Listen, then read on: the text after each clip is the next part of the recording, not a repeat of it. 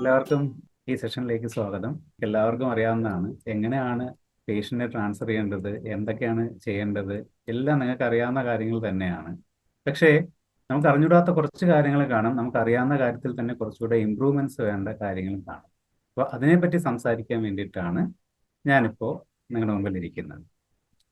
നമുക്ക് ഒരു പേഷ്യന്റിനെ പല സ്ഥലങ്ങളിലോട്ടും ട്രാൻസ്ഫർ ചെയ്യേണ്ടി വരും, പല സാഹചര്യങ്ങളിലും ട്രാൻസ്ഫർ ചെയ്യേണ്ടി വരും. അപ്പോൾ അതിന് എന്തൊക്കെയാണ് നമ്മൾ അറിഞ്ഞിരിക്കേണ്ടത്, എന്തൊക്കെയാണ് ശ്രദ്ധിക്കേണ്ട കാര്യങ്ങളെന്നാണ് നമ്മൾ ഈ സെഷനിൽ പറയുന്നത്. അടിയന്തര സാഹചര്യങ്ങളിലും അടിയന്തരം അല്ലാത്ത സാഹചര്യങ്ങളിൽ പോലും രോഗിയെ പല ആവശ്യങ്ങൾക്കായി പല സ്ഥാപനത്തിൽ നിന്നും ഒരു സ്ഥാപനത്തിനകത്തോട്ട് തന്നെ അല്ലെങ്കിൽ പല സ്ഥലങ്ങളിലേക്ക്, പല യൂണിറ്റുകളിലേക്ക് നമുക്ക് മാറ്റേണ്ടി വരും. ഇതിനെയാണ് പേഷ്യന്റ് ട്രാൻസ്ഫർ എന്ന് പൊതുവെ പറയുന്നത്. നമുക്കറിയാവുന്ന കാര്യമാണ്, നമ്മൾ ചെയ്യുന്ന കാര്യവുമാണ്. പേഷ്യന്റ് ട്രാൻസ്ഫർ എന്നത് രോഗി പരിചരണത്തിന്റെ ഒരു പ്രധാനപ്പെട്ട ഘടകമാണ്. അത് നമുക്കറിയാം. ഇത് രോഗിയുടെ നിലവിലുള്ള രോഗാവസ്ഥ മെച്ചപ്പെടുത്തുന്നതിനും രോഗനിർണയത്തിനും പലപ്പോഴും ആവശ്യമായി വരാറുണ്ട്. പേഷ്യന്റ് ട്രാൻസ്ഫർ പ്രധാനമായും രണ്ട് വിധത്തിലാണുള്ളത്. ഒന്ന് ഇന്റർ ഹോസ്പിറ്റൽ പേഷ്യന്റ് ട്രാൻസ്ഫറും അടുത്തത് ഇൻട്രാ ഹോസ്പിറ്റൽ പേഷ്യന്റ് ട്രാൻസ്ഫറും. ഈ രണ്ട് വാക്കുകളും കേൾക്കുമ്പോൾ നമുക്ക് എന്തോ വലിയ സംഭവമാണെന്ന് തോന്നുമെങ്കിലും ഇന്ററും ഇൻട്രായും ഈ രണ്ട് വാക്കുകൾ മാത്രമേ അതിലുള്ളൂ. ഇന്റർ എന്താണ്, ഇൻട്രാ എന്താണെന്നുള്ളത് നമുക്ക് നോക്കാം. അപ്പം ആദ്യം അറിഞ്ഞിരിക്കേണ്ടത് പേഷ്യന്റിനെ രണ്ട് ഘട്ടത്തിൽ, രണ്ട് സമയത്താണ് നമ്മളിത് ട്രാൻസ്ഫർ ചെയ്യേണ്ടി വരുന്നത്. ഒന്ന് ഹോസ്പിറ്റലിനകത്തും, രണ്ട് ഹോസ്പിറ്റലിന് പുറത്തുമായിട്ട്. സോ ഇനി നമുക്ക് നോക്കാം എന്താണ് ഇൻട്രാ എന്നുള്ളതും എന്താണ് ഇന്റർ ഹോസ്പിറ്റൽ പേഷ്യന്റ് ട്രാൻസ്ഫർ എന്നുള്ളത്. ഇതിൽ ആദ്യത്തേത് ഇൻട്രാ ഹോസ്പിറ്റൽ പേഷ്യന്റ് ട്രാൻസ്ഫർ ആണ്. അപ്പൊ എന്താണ് ഇൻട്രാ എന്ന് പറഞ്ഞു കഴിഞ്ഞാൽ, നമ്മൾ പല സ്ഥലത്തും ആ വാക്ക് കേട്ടിട്ടുണ്ടാവും. നമ്മളുടെ ഹോസ്പിറ്റലിന് അകത്ത്, ഹോസ്പിറ്റലിന് ഉള്ളില് നമ്മളൊരു പേഷ്യന്റിനെ എങ്ങനെയൊക്കെ ഒരു സ്ഥലത്ത് നിന്നും മറ്റൊരു സ്ഥലത്തോട്ട് കൊണ്ടുപോകണം എന്നുള്ളതിനെ പറ്റി പറയുന്നതാണ് ഇൻട്രാ ഹോസ്പിറ്റൽ പേഷ്യന്റ് ട്രാൻസ്ഫർ എന്ന് പറയുന്നത്. ഏതെങ്കിലും രോഗനിർണയ നടപടിക്രമങ്ങൾക്കായോ ചികിത്സയുടെ ഭാഗമായോ രോഗിയെ അതേ ആരോഗ്യ സ്ഥാപനത്തിലെ മറ്റ് യൂണിറ്റുകളിലേക്ക് മാറ്റുന്നതാണ് ഇൻട്രാ ഹോസ്പിറ്റൽ പേഷ്യന്റ് ട്രാൻസ്ഫർ. നിങ്ങൾ എല്ലാ ദിവസങ്ങളിലും പല ദിവസങ്ങളിലും ചെയ്യുന്നതാണ്. എന്നാൽ ഇതിൽ എന്താണ് പുതുമ എന്ന് നിങ്ങൾ ആലോചിക്കുന്നുണ്ടാവും. പക്ഷെ നിങ്ങൾ വർക്ക് ചെയ്യാത്ത ഒരുപാട് സ്ഥലങ്ങളുണ്ടാവും, അല്ലേ? ഇപ്പൊ ഐസിയിൽ വർക്ക് ചെയ്തവർ കാണും, ഐസിയിൽ വർക്ക് ചെയ്യാത്തവർ കാണും, കാഷ്വാലിറ്റി വർക്ക് ചെയ്യുന്നവരുണ്ടാവും, സാധാ നമ്മളെ ഹോസ്പിറ്റൽ സെറ്റപ്പിൽ, അതായത് വാർഡുകളിൽ വർക്ക് ചെയ്യുന്നവർ കാണും. ഇവരെല്ലാം സ്ഥിരമായിട്ട് ചെയ്യുന്ന കാര്യമാണ്. ഇതിലൊക്കെ എന്താണ് പുതുമ എന്നുണ്ടാവും. പുതുമയായിട്ടൊന്നുമില്ല, പക്ഷെ നമ്മൾ ചെയ്യുന്ന കാര്യങ്ങൾ കുറച്ച് കാര്യങ്ങൾ കൂടി ശ്രദ്ധിക്കണം എന്ന് മാത്രമേ ഉള്ളൂ. അപ്പൊ ഇൻട്രാ ഹോസ്പിറ്റൽ, ഇനി ആരെങ്കിലും നമ്മളോട് ചോദിക്കുകയാണ് എന്താണ് ഈ ഇൻട്രാ ഹോസ്പിറ്റൽ പേഷ്യന്റ് ട്രാൻസ്ഫർ എന്ന്, നിങ്ങൾക്ക് പറഞ്ഞു കൊടുക്കാൻ പറ്റണം. അതായത് ഹോസ്പിറ്റലിനകത്ത് തന്നെ പേഷ്യന്റിനെ ട്രാൻസ്ഫർ ചെയ്യുന്നതാണ് ഇൻട്രാ ഹോസ്പിറ്റൽ. അപ്പൊ എന്താണ് ഇന്റർ ഹോസ്പിറ്റൽ എന്നുള്ളത് അതിൽ നിന്ന് തന്നെ നമുക്ക് വ്യക്തമായിട്ടുണ്ടാവും, അല്ലേ? കൂടുതൽ വിപുലമായ പരിചരണത്തിനോ രോഗനിർണയത്തിന്റെ ഭാഗമായോ തുടർ ചികിത്സയുടെ ഭാഗമായോ ഒരു ആരോഗ്യ സ്ഥാപനത്തിൽ നിന്നും മറ്റൊരു ആരോഗ്യ സ്ഥാപനത്തിലേക്ക് രോഗിയെ മാറ്റുന്നതിനെയാണ് ഇന്റർ ഹോസ്പിറ്റൽ പേഷ്യന്റ് ട്രാൻസ്ഫർ എന്ന് പറയുന്നത്. അപ്പൊ നമ്മൾ ആദ്യം പറഞ്ഞത് ഇൻട്രായും രണ്ടാമത് പറഞ്ഞത് ഇന്റർ ഹോസ്പിറ്റലുമാണ്. അപ്പൊ രണ്ട് ഹോസ്പിറ്റലുകൾക്കിടയിൽ, ഇപ്പം ഫോർ എക്സാമ്പിൾ നമ്മളിപ്പോൾ ഒരു പേഷ്യന്റിനെ താലൂക്ക് ആശുപത്രി ഒരു PHCയിൽ നിന്ന് അല്ലെങ്കിൽ ഒരു CHCയിൽ നിന്ന് പേഷ്യന്റിനെ ട്രാൻസ്ഫർ ചെയ്യുകയാണെങ്കിൽ എപ്പോഴെങ്കിലും ട്രാൻസ്ഫർ ചെയ്യുന്ന സമയത്ത് വേറൊരു ഹോസ്പിറ്റലിലേക്ക് കൊണ്ടുപോകുന്ന സമയത്ത് ഒരു സ്ഥാപനത്തിന്റെ വാഹനമോ മറ്റെന്തെങ്കിലും സഹായത്തോടു കൂടി നമ്മൾ മാറ്റാറുണ്ട്. ഇതിനെയാണ് പറയുന്നത് ഇന്റർ ഹോസ്പിറ്റൽ പേഷ്യന്റ് ട്രാൻസ്ഫർ എന്ന് പറയുന്നത്. ഓക്കെ, അപ്പോൾ പേഷ്യന്റ് ട്രാൻസ്ഫർ തന്നെ രണ്ട് തരത്തിലുണ്ട്. ഇൻട്രായുണ്ട്, ഇന്റർ ഹോസ്പിറ്റൽ ഉണ്ട്. അപ്പൊ ഇൻട്രാ എന്ന് പറഞ്ഞാൽ ഹോസ്പിറ്റലിനകത്ത് തന്നെ, അതിൽ നമ്മൾ എപ്പോഴും ചെയ്യുന്ന പോലെ ഒന്നുകിൽ സ്ട്രെച്ചർ വഴിയായിരിക്കും അല്ലെങ്കിൽ വീൽ ചെയർ വഴിയായിരിക്കും ഇത് ട്രാൻസ്ഫർ ചെയ്യുന്നത്. ഇനി ഇന്റർ ഹോസ്പിറ്റൽ ആകുമ്പോഴോ ആംബുലൻസ് വഴി, വാഹനത്തിന്റെ സഹായത്തിലായിരിക്കും അല്ലെങ്കിൽ വ്യോമമാർഗമായിരിക്കും ചെയ്യുന്നത്. സോ നമുക്കിനി പൊതുവായിട്ടുള്ള നിർദ്ദേശങ്ങളെ പറ്റി നോക്കാം. എന്തൊക്കെയാണ് പൊതുവായിട്ടുള്ള കാര്യങ്ങൾ അറിഞ്ഞിരിക്കേണ്ടത്, ഈ സാഹചര്യങ്ങളിലെല്ലാം എന്തൊക്കെ നമ്മൾ അറിഞ്ഞിരിക്കണം എന്നുള്ളതിനെ പറ്റിയിട്ട് നോക്കാം. സുരക്ഷിതമായി രോഗിയെ ട്രാൻസ്ഫർ ചെയ്യുക എന്നാണ് ഏറ്റവും പ്രധാനപ്പെട്ട കാര്യം. നമുക്കത് അറിയാം. നമ്മൾ ഈ ചെയ്യുന്നതെല്ലാം നമ്മുടെ അച്ഛനോ അമ്മയോ മക്കളോ പെങ്ങന്മാരോ ആരെങ്കിലും ആണെങ്കിൽ എങ്ങനെയാണോ നമ്മൾ അവരെ കൈകാര്യം ചെയ്യേണ്ടത്, അതേ കൃത്യതയോടും അതേ ശ്രദ്ധയോടും കൂടി ആയിരിക്കണം നമ്മളൊരു പേഷ്യന്റിനെയും ട്രാൻസ്ഫർ ചെയ്യേണ്ടത്. അല്ലെങ്കിൽ എന്ത് കാര്യമാണെങ്കിലും കെയർ ചെയ്യുന്നുണ്ടെങ്കിലും അത് ചെയ്യേണ്ടത്.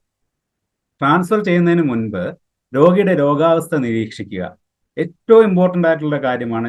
പല സ്ഥലങ്ങളിലും നമുക്ക് ഈവൻ ഹയർ അതോറിറ്റീസിനാണെങ്കിൽ പോലും ചില സാഹചര്യങ്ങളിൽ ഉണ്ടാകുന്ന പ്രശ്നങ്ങളുടെ റീസൺ ഇതാണ്. അതായത് നിങ്ങൾ ഒരു പേഷ്യന്റിനെ ട്രാൻസ്ഫർ ചെയ്യുന്ന സമയത്ത് എന്താണോ പേഷ്യന്റിന്റെ രോഗാവസ്ഥ, അവർക്ക് കാലിനാണോ പ്രശ്നം, കൈക്കാണോ പ്രശ്നം, വയറിനാണോ, തലയ്ക്കാണോ പ്രശ്നം, ഇത് തീർച്ചയായും നമ്മൾ തിരിച്ചറിഞ്ഞിരിക്കണം. ഇല്ലാന്നുണ്ടെങ്കിൽ നമുക്ക് അത് ക്ലിയർ ആയിട്ട് അവരെ സേഫ് ആയിട്ട് ഒരു സ്ഥലത്തോട്ട് മാറ്റാൻ സാധിക്കുകയില്ല. രോഗിയെ അനുഗമിക്കുന്ന ജീവനക്കാർ ആരൊക്കെയെന്ന് കൃത്യമായി തീരുമാനിക്കുക. നമ്മൾ രോഗിയുടെ കൂടെ പോകുന്നത് ആരൊക്കെയാണെന്ന് കൃത്യമായി തീരുമാനിച്ച അവരുടെ, അതായത് നമ്മുടെ ഹയർ അതോറിറ്റിയുടെ നിർദ്ദേശപ്രകാരം ആരാണോ രോഗിയുടെ കൂടെ പോകാൻ പറഞ്ഞിരിക്കുന്നത് അവർ വളരെ വ്യക്തമായി മനസ്സിലാക്കുക. ഞാനാണ് കൂടെ പോകേണ്ടത്, അപ്പം ഞാൻ എന്തൊക്കെയാണ് അറിഞ്ഞിരിക്കേണ്ടത്, രോഗിയുടെ രോഗാവസ്ഥയും കാര്യങ്ങളും ഞാൻ അറിഞ്ഞിരിക്കണം. അത് കൃത്യമായി മനസ്സിലാക്കാൻ ശ്രമിക്കേണ്ടതാണ്. അനുയോജ്യമായ ട്രാൻസ്ഫർ രീതി തിരഞ്ഞെടുക്കുക. എന്താണോ ഈ രോഗിക്ക് ആപ്റ്റായിട്ട് നിങ്ങളുടെ ഹയർ അതോറിറ്റി പറഞ്ഞിട്ടുള്ളത്, എന്ത് രീതിയിൽ കൊണ്ടുപോകണം, സ്ട്രെച്ചറിൽ കൊണ്ടുപോകണമോ, വീൽ ചെയറിൽ കൊണ്ടുപോകണമോ, എന്താണോ ആ രീതി, അത് അനുസരിച്ച് നമ്മൾ പേഷ്യന്റിനെ ട്രാൻസ്ഫർ ചെയ്യുക. രോഗിയെ ഷിഫ്റ്റ് ചെയ്യുന്നതിന് ആവശ്യമായ ഉപകരണങ്ങൾ തയ്യാറാക്കുക. മറ്റ് ആശുപത്രിയിലേക്ക് ആണ് രോഗിയെ മാറ്റുന്നതെങ്കിൽ ആംബുലൻസ് വാഹനം തയ്യാറാക്കണം. അപ്പോൾ രോഗിയെ നമ്മൾ ഒരു സ്ഥലത്ത് നിന്ന് ഷിഫ്റ്റ് ചെയ്യുമ്പോൾ എന്ത് കാര്യമാണ് നമുക്ക് വേണ്ടത്, നമുക്ക് ട്രാവൽ ചെയ്യാനായിട്ടോ നമുക്ക് പേഷ്യന്റിനെ കൊണ്ടുപോകുന്നതിനായിട്ടോ ആംബുലൻസിന്റെ ആവശ്യമുണ്ടോ, അല്ലെങ്കിൽ വേറെ എന്തെങ്കിലും സംവിധാനത്തിന്റെ ആവശ്യമുണ്ടോ എന്നുള്ളത് വളരെ വ്യക്തമായി അറിയുക, അത് തയ്യാറാക്കി നിർത്തുക. ഓക്കെ, ട്രാൻസ്ഫറിന് വേണ്ടി രോഗിയെ തയ്യാറാക്കുക എന്നുള്ളതാണ്. അതായത് നമ്മൾ പേഷ്യന്റിനെ ഒരു സ്ഥലത്ത് നിന്ന് മറ്റൊരു സ്ഥലത്തേക്ക് കൊണ്ടുപോകുമ്പോൾ ശ്രദ്ധിക്കേണ്ട ഏറ്റവും വലിയ ഒരു കാര്യം എന്ന് പറയുന്നത്, പേഷ്യന്റ് പലപ്പോഴും നമ്മൾ ആലോചിക്കത്തില്ല പേഷ്യന്റ് എത്രമാത്രം തയ്യാറാണ് ഒരു സ്ഥലത്ത് നിന്ന് പോകാൻ. നമ്മൾ വളരെ വെപ്രാളത്തിൽ, ഇപ്പൊ നമ്മുടെ ഷിഫ്റ്റ് ഒക്കെ കഴിയുന്ന സമയമോ അങ്ങനെയൊക്കെ ആണെങ്കിൽ നമ്മൾ ഓടി വന്നിട്ട് വാ നമുക്ക് പോവാം എന്ന് പറഞ്ഞിട്ട് കൊണ്ടുപോകുന്ന ഒരു സാഹചര്യമൊക്കെ ഉണ്ടാവാറുണ്ട്. അപ്പൊ അത് വളരെ ശ്രദ്ധിച്ചിരിക്കണം. ട്രാൻസ്ഫറിന് വേണ്ടി രോഗി തയ്യാറാണോ, അയാളുടെ അവസ്ഥ എന്താണ് എന്നറിഞ്ഞ് മാത്രം നമ്മൾ ട്രാൻസ്ഫർ ചെയ്യാൻ ശ്രമിക്കുക. ശരിയായ രോഗിയെയാണ് ട്രാൻസ്ഫർ ചെയ്യുന്നതെന്ന് ഉറപ്പുവരുത്തുക. ഇതൊരു വലിയ രസകരമായ കാര്യമാണ്. പല സമയങ്ങളിലും ഒരേ പേരുള്ള പേഷ്യൻസിനെ നമ്മൾ ചികിത്സിക്കുന്നതിന്റെ ഭാഗമായിട്ടാണെങ്കിലും ശരി, അല്ലാതെ ഇപ്പൊ പേഷ്യന്റ് ട്രാൻസ്ഫറിന്റെ സമയത്താണെങ്കിലും ശരി, കൺഫ്യൂഷൻ വരാറുണ്ട്. ഇപ്പോൾ ICUലൊക്കെ തന്നെ ഒരേ പേരുള്ള പേഷ്യൻസ് ഉണ്ടെങ്കിൽ നമ്മൾ പല സിറ്റുവേഷനിലും വളരെയധികം പ്രയാസപ്പെടാറുണ്ട്. അതുപോലെ തന്നെയാണ് പേഷ്യന്റിനെ ട്രാൻസ്ഫർ ചെയ്യുന്നത്. ഇപ്പൊ ഗോപതി അമ്മ എന്ന് പറയുന്ന ഒരു പേഷ്യന്റ്, രണ്ടുപേരും ഒരേ പേരുള്ള പേഷ്യൻസ് ഉണ്ടെങ്കിൽ നമ്മൾ പെട്ടെന്ന് വന്നിട്ട് ഗോമതി അമ്മ ആരാ എന്ന് വിളിക്കുകയും അമ്മ ഞാനാണേ എന്ന് പറയുകയും ചെയ്യും. നമ്മൾ വന്ന് വാ വീൽ ചെയറിൽ പോവാം, പോയി സ്കാനിങ്ങിന് പോയിട്ട് വരാം എന്ന് പറഞ്ഞ് കൊണ്ടുപോകുന്നൊരു അവസ്ഥ ഉണ്ടായിക്കഴിഞ്ഞാൽ ഗോമതി അമ്മ അപ്പുറത്ത് വേറൊരു പേഷ്യന്റ് ഉണ്ടായെന്ന് അവർ ഉറങ്ങുകയായിരുന്നു എന്ന് വിചാരിക്കുക. ആ പേഷ്യന്റിനെയാണ് കൊണ്ടുപോകേണ്ടിയിരുന്നെങ്കിൽ നിങ്ങൾ എന്ത് ചെയ്യും? സോ അത് എപ്പോഴും ശ്രദ്ധിക്കുക. ശരിയായ രോഗിയെയാണ് ട്രാൻസ്ഫർ ചെയ്യുന്നതെന്ന് എപ്പോഴും ഉറപ്പുവരുത്തിയിരിക്കണം. അവരുടെ പ്രായം, അവരുടെ അഡ്രസ്സ്, എന്തെങ്കിലും രണ്ടുപേരും ഒരേ പേരുള്ളവരുണ്ടെങ്കിൽ അതൊക്കെ ചെക്ക് ചെയ്തിട്ട് വേണം പേഷ്യന്റിനെ കൊണ്ടുപോകേണ്ടത്. ഇതിലെല്ലാം നിങ്ങളുടെ ഹയർ അതോറിറ്റിയുടെ ഓർഡർ അനുസരിച്ച് കറക്റ്റായിട്ട് പേഷ്യന്റിനെ കൊണ്ടുപോകാൻ ശ്രമിക്കുക. രോഗി കൂട്ടിരിപ്പുകാരോടും ചെയ്യാൻ പോകുന്ന പ്രവർത്തനത്തെക്കുറിച്ച് വ്യക്തമാക്കുക. രോഗിയോടും കൂട്ടിരിപ്പുകാരോടും കൂടെയുള്ള ബൈസ്റ്റാൻഡേഴ്സിനോടും എന്താണോ ചെയ്യാൻ പോകുന്നത് അവർക്ക് കൺഫ്യൂഷൻ ഇല്ല. അവർക്കൊരു കാരണവശാലും എന്തോ സംഭവിക്കാൻ പോവാണ്, ഇത് എങ്ങോട്ടാണ് പറയാതെ കൊണ്ടുപോവുകയാണോ, അങ്ങനെ ഒന്നും ഒരിക്കലും തോന്നാൻ പാടില്ല.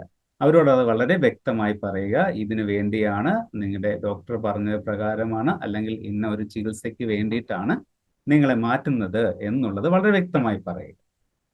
രോഗിക്ക് ഒപ്പം പോകുന്ന ജീവനക്കാരി അല്ലെങ്കിൽ ആരാണോ അവര് സ്വയം പരിചയപ്പെടുത്തുക. അതായത് രോഗിയുടെ പലപ്പോഴും നമ്മൾ കാണുന്നതാണ്, പല സ്ഥലങ്ങളിൽ നിന്ന് പേഷ്യൻസിനെ ട്രാൻസ്പോർട്ട് ചെയ്യുന്ന സമയത്ത് കൊണ്ടുവരുന്നവര് അവരോടൊന്നും സംസാരിക്കാറില്ല. പോകാം എന്നൊരു വാക്ക് മാത്രമേ പറയുന്ന കേൾക്കാറുള്ളൂ. അതിന് പകരം അവരോട് സംസാരിക്കുക. നമ്മൾ ഓരോ പേഷ്യൻസിനോടും അവർ ഒരുപാട് വിഷമിച്ച് കിടക്കുന്നവരാണ്. അവരോട് സംസാരിച്ചു കഴിഞ്ഞാൽ തന്നെ വളരെയധികം ആശ്വാസം അവർക്കുണ്ടാവും. സോ അപ്പോൾ അവരോട് സ്വന്തം പേര് പറഞ്ഞ് പരിചയപ്പെടുത്തുക. എൻ്റെ പേര് ഇതാണ്, ഇപ്പൊ ഞാനിപ്പോ പറയുകയാണ്, എൻ്റെ പേര് ദീപക് എന്നാണ്, ഞാൻ നിങ്ങളുടെ ഇന്ന ഒരു ആവശ്യം കൊണ്ടാണ് നിങ്ങളെ ഇവിടോട്ട് കൊണ്ടുപോകുന്നത്, നിങ്ങളുടെ ആവശ്യത്തിന് വേണ്ടി കൊണ്ടുപോവുകയാണ് എന്ന് നിസ്സാരമായ 1-2 സെന്റൻസ് പറഞ്ഞാൽ തന്നെ പേഷ്യൻസിന് ഒരുപാട് ആശ്വാസമാണ്. അപ്പൊ നമുക്കത് നിസ്സാരമായി തോന്നും. പക്ഷെ നിങ്ങൾ എപ്പോഴെങ്കിലും ചികിത്സയ്ക്ക് കിടന്നിട്ടുണ്ടെങ്കിൽ, നിങ്ങളെ ആരെങ്കിലും ഇതുപോലെ കൊണ്ടുപോകാൻ ശ്രമിച്ചപ്പോൾ ആരെങ്കിലും ഒന്ന് പറഞ്ഞിട്ടുണ്ടെങ്കിൽ, അമ്മ എൻ്റെ പേര് ഇതാണ്, അച്ഛൻ എൻ്റെ പേര് ഇതാണ്, ഞാൻ ഇങ്ങനെയാണ് കൊണ്ടുപോവുകയാണ് എന്ന് പറഞ്ഞാൽ നിങ്ങൾക്ക് ഒരു വലിയ ആശ്വാസമായിരിക്കും അല്ലേ? അതുപോലെ തന്നെയാണ് ബാക്കി എല്ലാ ആൾക്കാരും. അപ്പൊ നമ്മളും അവരുടെ സ്ഥാനത്ത് നിന്ന് ചിന്തിക്കുക, അവരോട് പറയുക, ഞാൻ ആരാണ്, നിങ്ങൾ ആരാണ്, എൻ്റെ പേര് ഇതാണ്, ഓക്കെ, നമുക്ക് ഇന്ന ആവശ്യത്തിന് വേണ്ടി പോകേണ്ടിയിരിക്കുന്നു, ഇത്രേ ഉള്ളൂ. പിന്നെ കൂടുതൽ മുൻകരുതലുകൾക്കായി രോഗിയുടെ ട്രീറ്റ്മെന്റ് ചാർട്ട് അല്ലെങ്കിൽ കേസ് റെക്കോർഡ് പരിശോധിക്കുക. അപ്പോൾ എന്തൊക്കെയാണ്, എനിക്കറിയത്തില്ല, നമുക്കറിയത്തില്ല ആ പേഷ്യന്റ് എന്തൊക്കെ പ്രശ്നങ്ങളുണ്ടെന്ന്. അപ്പോൾ ജസ്റ്റ് ഒന്ന് നോക്കുക. അപ്പോൾ നിങ്ങൾക്ക് ഡൗട്ട് ഉണ്ട്, എന്തെങ്കിലും സംശയം ഉണ്ടെങ്കിൽ തീർച്ചയായിട്ടും അവിടെയുള്ള ഹയർ അതോറിറ്റിയോട് ചോദിച്ചിട്ട് ക്ലിയർ ചെയ്തിട്ട് കൊണ്ടുപോകാം. കേസ് ഷീറ്റ് നോക്കുക എന്നൊക്കെ പറയുന്നത് നമുക്ക് ചെയ്യാൻ പറ്റുന്നതല്ല എന്ന് കരുതരുത് ഒരിക്കലും. കാര്യം നമുക്കും ചെയ്യാൻ പറ്റുന്ന കാര്യമാണ്. ഓടിച്ച് നോക്കിക്കഴിഞ്ഞാൽ നമുക്ക് അറിയാൻ പറ്റും എന്താണ് ആ രോഗിയുടെ അവസ്ഥ, എന്താണ് ആ പ്രശ്നം എന്ന് അറിഞ്ഞിട്ട് ആ പേഷ്യന്റിനെ ട്രാൻസ്ഫർ ചെയ്താൽ വളരെ സേഫ് ആയിട്ട് നമുക്ക് കൊണ്ടുപോകാൻ പറ്റും. രോഗികളെ ട്രാൻസ്ഫർ ചെയ്യുന്നതിന് മുൻപും ശേഷവും ശരിയായ കൈ ശുചിത്വം പാലിക്കുക. വളരെ പ്രധാനപ്പെട്ട ഒരു കാര്യമാണിത്. എത്ര പേര് ഇത് ശ്രദ്ധിക്കാറുണ്ടെന്ന് അറിയത്തില്ല, പക്ഷേ ഇനി മുതൽക്ക് അങ്ങോട്ട് ശ്രദ്ധിച്ചാൽ വളരെ നന്നായിരിക്കും. കാര്യം നമ്മൾ കൊറോണ സമയത്തും ഒക്കെ പറഞ്ഞിട്ടുള്ളൊരു കാര്യമാണ് ശുചിത്വം, കൈയുടെ ശുചിത്വം എന്ന് പറയുന്നത്. നമ്മൾ പല സിറ്റുവേഷനിൽ പല പേഷ്യൻ്റെ അടുത്തും പോയി സംസാരിക്കാറുണ്ട്, അവരുടെ കാര്യങ്ങൾ ചെയ്യാറുണ്ട്, ഹോസ്പിറ്റലിലെ ബാക്കി കാര്യങ്ങൾ നോക്കാറുണ്ട്. ഇപ്പോഴെല്ലാം കൈയുടെ ശുചിത്വം എന്ന് പറയുന്നത് വളരെ ഇമ്പോർട്ടൻ്റ് ആണ്. അപ്പം നമ്മളായിട്ട് ഒരിക്കലും ഒരു പേഷ്യൻറ്റിനോ ഒരു ബൈസ്റ്റാൻഡർക്കോ ഒരു രോഗവും വരുത്താതിരിക്കാൻ ശ്രദ്ധിക്കുക. അതുപോലെ ആ പേഷ്യൻ്റ് ക്രിട്ടിക്കൽ കണ്ടീഷനിൽ ഉള്ള പേഷ്യൻ്റ് ആണെങ്കിൽ നമ്മളായിട്ട് അവരെ ഡെത്തിലോട്ട് വരെ കൊണ്ടുപോകാം, മരണത്തിലോട്ട് വരെ കൊണ്ടുപോകാവുന്ന പ്രശ്നങ്ങൾ ഉണ്ടാക്കാതിരിക്കാൻ നമ്മുടെ കൈ എപ്പോഴും ശുചിയായിരിക്കാൻ ശ്രദ്ധിക്കുക. രോഗിയുടെ സ്വകാര്യത ഉറപ്പാക്കുക. രോഗിയുടെ സ്വകാര്യത എന്ന് പറഞ്ഞാൽ നമ്മൾ അവരുടെ സ്ഥാനത്ത് നിന്ന് ആലോചിച്ച് നോക്കണം. ഞാനാണ് അവിടെ കിടക്കുന്നതെങ്കിൽ എന്തായിരിക്കും ഞാൻ ആഗ്രഹിക്കുന്നത്? ഫോർ എക്സാമ്പിൾ, ഇപ്പോൾ നമ്മൾ കയ്യിലേക്ക് ഒന്ന് മാറി കിടക്കുവാണ്, അപ്പൊ എനിക്ക് കൈ അനക്കാൻ വയ്യാതെ കിടക്കുവാണ്, എന്നെ ഇപ്പോൾ ഒരു നഴ്സിംഗ് അസിസ്റ്റന്റ് ആരെങ്കിലും എന്നെ പിടിച്ച് കയറ്റി കിടത്തി കൊണ്ടുപോവാണ്, പക്ഷേ ഈ ഡ്രസ്സ് മാറി കിടക്കുവാണ്. ആലോചിച്ച് നോക്കുക, എനിക്ക് കൈ അനക്കി ഒന്നും ചെയ്യാൻ പറ്റത്തില്ല. അപ്പൊ ഞാൻ ആഗ്രഹിക്കുന്ന എൻ്റെ കൂടെ വരുന്ന ആള് അത് പിടിച്ച് മാറ്റിയിട്ടിരുന്നെങ്കിൽ കൊള്ളായിരുന്നു എന്നായിരിക്കും വിചാരിക്കുന്നത്. അപ്പൊ അങ്ങനെയുള്ള കാര്യങ്ങളൊക്കെ നമ്മൾ പേഷ്യന്റിനെ ട്രാൻസ്ഫർ ചെയ്യുന്ന സമയത്ത് വളരെ കെയർഫുൾ ആയിട്ട് വളരെ ശ്രദ്ധിച്ച് ചെയ്ത് അവരുടെ സ്വകാര്യത ഉറപ്പുവരുത്തുക എന്ന് പറയുന്ന ഒരു ധർമ്മം കൂടി നമുക്കുണ്ട്. രോഗിയെ എവിടുന്നാണോ മാറ്റുന്നത് ആ സ്ഥലം മാറ്റുന്ന ഉപകരണങ്ങളുമായി ഒരേ നിരപ്പിലോ അല്പം കൂടി ഉയർന്ന നിരപ്പിലോ ആവാൻ ശ്രദ്ധിക്കുക. ഇപ്പൊ നമ്മൾ രോഗിയെ എവിടുന്നാണ് മാറ്റുന്നത് നോക്കുക. ഇപ്പൊ ബെഡിൽ നിന്നാണ് മാറ്റുന്നതെങ്കിൽ ആ സ്ഥലം മാറ്റുന്ന ഉപകരണവുമായി ഒരേ നിരപ്പിൽ, നമ്മളിപ്പോൾ ഒരു ബെഡിൽ നിന്ന് ഒരു സ്ട്രെച്ചറിലോട്ട് പേഷ്യന്റിനെ മാറ്റുകയാണെങ്കിൽ ഒരേ നിരപ്പിൽ കൊണ്ടുവരാൻ നോക്കുക. ഹൈറ്റ് അഡ്ജസ്റ്റ് ചെയ്യാൻ പറ്റുന്ന ബെഡാണെങ്കിൽ അതനുസരിച്ച് അഡ്ജസ്റ്റ് ചെയ്യുക. കൂട്ടിയും കുറച്ചുമൊക്കെ അഡ്ജസ്റ്റ് ചെയ്ത് വേണം മാറ്റേണ്ടത്. രോഗിയെ ലിഫ്റ്റ് ചെയ്യുന്ന സമയം ബെഡിന്റെ വീലുകൾ ലോക്ക് ചെയ്തിട്ടുണ്ട് എന്ന് ഉറപ്പാക്കുക. ഇത് ഞാൻ പറയുമ്പോൾ പലരും വിചാരിക്കും FSCയിലും PHCയിലും ഒക്കെ അല്ലെങ്കിൽ CHCയിലും ഒക്കെ ഈ ബെഡുകൾ എന്ന് പറയുന്നത് വീല് പോലും ഇല്ലാത്തതാണ്, ഞാനിതിൽ എവിടെയാണ് ലോക്ക് ചെയ്യേണ്ടതെന്ന് വിചാരിക്കും. പക്ഷെ അങ്ങനെയല്ല. നമ്മളിപ്പോൾ വർക്ക് ചെയ്യുന്ന സാഹചര്യത്തിൽ നിന്നും മാറി ഇപ്പൊ നമ്മൾ ICUയിലോ അവിടെയൊക്കെ വർക്ക് ചെയ്യേണ്ടി വരുന്ന സാഹചര്യങ്ങളിൽ നമ്മൾ പലരും ശ്രദ്ധിക്കാത്തൊരു കാര്യമാണ്. അപ്പൊ ഈ ക്ലാസ് കഴിയുമ്പോൾ ഇതെല്ലാം നിങ്ങൾ ശ്രദ്ധിച്ചിരിക്കണം. നിങ്ങൾക്ക് അങ്ങനെയുള്ള സാഹചര്യങ്ങളിൽ വർക്ക് ചെയ്യേണ്ടി വരുമ്പോൾ ഓർത്ത് വെച്ചിരിക്കണം, വീലുള്ള ബെഡുകളുണ്ട് ICUയിലൊക്കെ, നമ്മൾ കണ്ടിട്ടുണ്ടാവും. അപ്പൊ അത് ലോക്ക് ചെയ്തിട്ടേ മാറ്റാവും. ഇല്ലെങ്കിൽ എന്ത് പറ്റുമെന്ന് പറഞ്ഞാൽ പേഷ്യന്റ് ബെഡിൽ നിന്ന് അല്ലാതെ എണീക്കുന്ന സമയത്തോ കിടത്തിയതിനു ശേഷമോ ഒക്കെ ബെഡിന്റെ സ്ഥാനം മാറാം.